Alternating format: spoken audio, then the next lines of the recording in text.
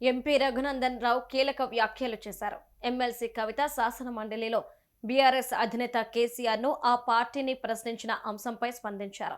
కవిత ప్రశ్నలకు సమాధానం కేసీఆర్ ఇస్తారా, కేటీఆర్ లేదా హరీష్ రావు ఇస్తారా అని నిలదీశారు.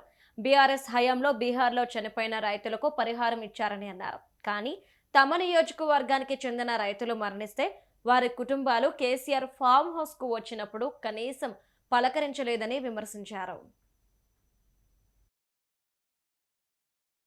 చేస్తూ శ్రీమతి కల్వకుంట్ల కవిత గారు నిండు శాసన మండలి వేదికగా టీఆర్ఎస్ అధ్యక్షులు గౌరవనీయులు కల్వకుంట్ల చంద్రశేఖరరావు గారిని ఒక ప్రశ్న అడిగింది.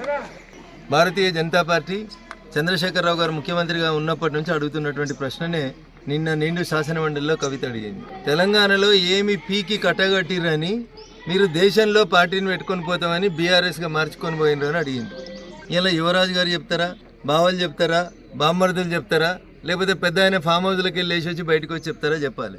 పంజాబ్ రైతులు కొంచెం పైసలు ఎట్లు ఇచ్చారు, మహారాష్ట్రలో ఎట్లు ఇచ్చారు, కర్ణాటకలో ఎట్లు ఇచ్చారు, తెలంగాణలో నీ ఫామ్ హౌస్ దగ్గరికి వచ్చి చచ్చిపోయిన మా దౌలతాబాద్ రైతన్నలకు, చేగుంట రైతన్నలకు ఎందుకు డబ్బులు ఇవ్వలేదని మేము ప్రతిపక్షంగా చాలా సంవత్సరాల నుంచి మిమ్మల్ని మీరు ముఖ్యమంత్రి ఉన్నప్పటి నుంచి డిమాండ్ చేస్తాం.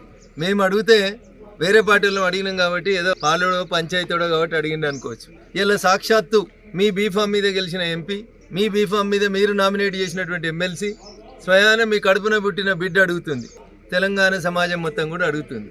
తెలంగాణకి మీరు ఏమి పీకి కట్టగట్టిరని మీరు బీఆర్ఎస్ పార్టీ పేరు మార్చుకొని దేశమంతా తిరిగి ఎవరిని ఉద్ధరిస్తామని పోయినరు. ముందు ఈ ప్రశ్నకు సమాధానం చెప్పినాక కేసీఆర్ గారైనా, కేటీఆర్ గారైనా, ఇంకెవరైనా వేరే విషయాలు మాట్లాడితే బాగుంటుంది.